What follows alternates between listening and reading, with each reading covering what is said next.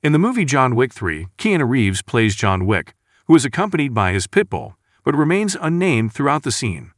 The opening scene portrays John in a race against time, as he has less than an hour left before being officially declared excommunicado, thereby rendering him unable to access Hitman services. In addition, there is a $14 million bounty on his head that is about to take effect.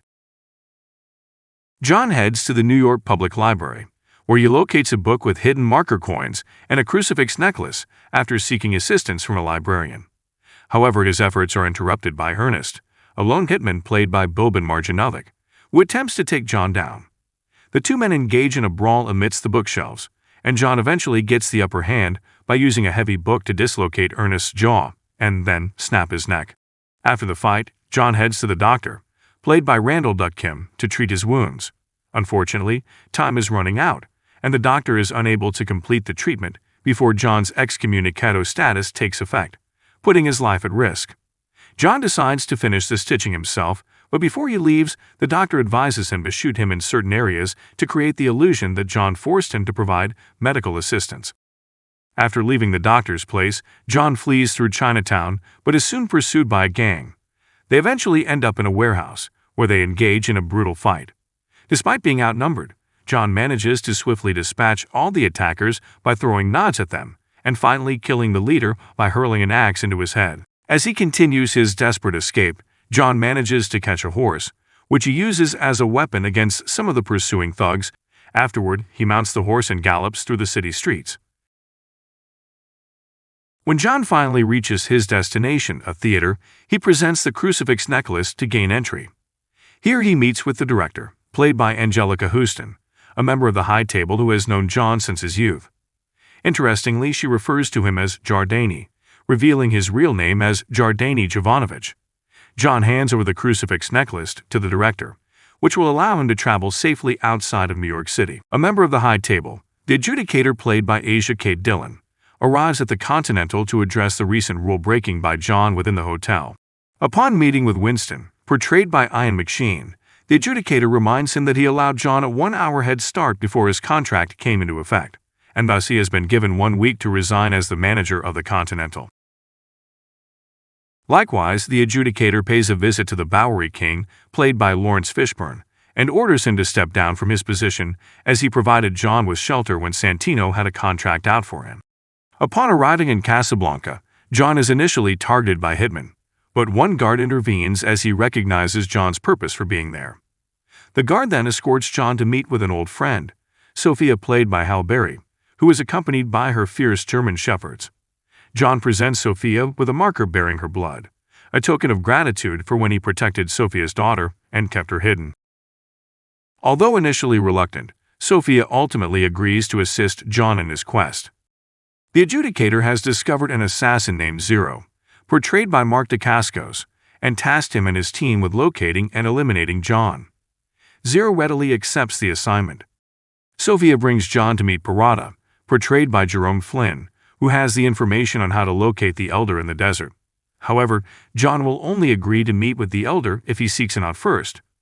Parada demands one of Sophia's dogs as payment, but she refuses.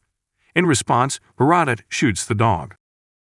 It was wearing a bulletproof vest, but Sophia is pissed, so she and John proceed to shoot up Parada's people while the hounds start chomping on groins, including Parada's. After Parada's cruel act, Sophia retaliates by shooting him in the leg. Sophia drives John to the desert as per their agreement, but once they arrive, she leaves him there.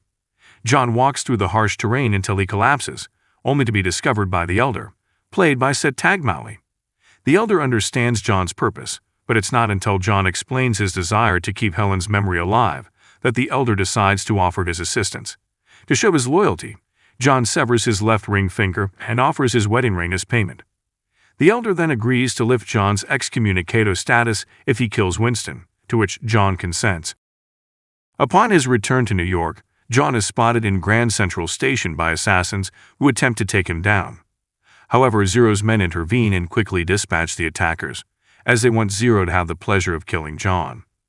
John engages in a fierce battle against Zero's henchmen, and even finds himself pursued by them on motorcycles across a bridge. John manages to dodge their guns and katanas skillfully before taking down his attackers. Despite Zero's near capture of John, they both reach the Continental, where John is granted sanctuary and safe from harm.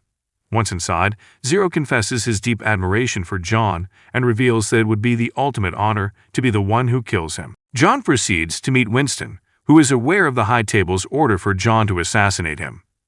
Winston presents John with a choice.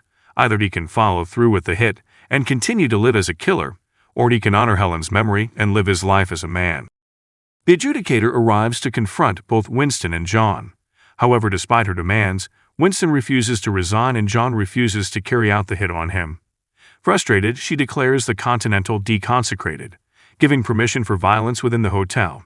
John and Sharon engage in a fierce battle against High Table assassins, but they are heavily armored in Kevlar, making it difficult for them to take the enemies down.